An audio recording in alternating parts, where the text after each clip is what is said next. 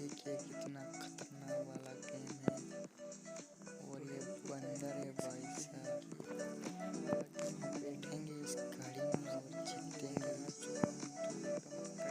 ये बैठ गए हम गाड़ी में और ये बैठ गया अपनी गाड़ी में।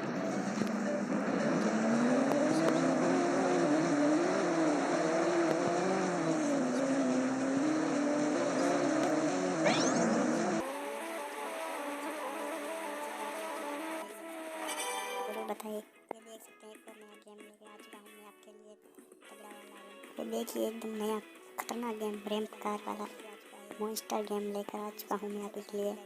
और ये बंदर मामा एकदम न्यू ड्रेस पहनकर आ चुके हैं गाड़ी में बैठने के लिए। तो देख लिए सबसे आगे होगी कि नहीं हमारी गाड़ी के बारे में ज़रूर बताइए सभी लोग।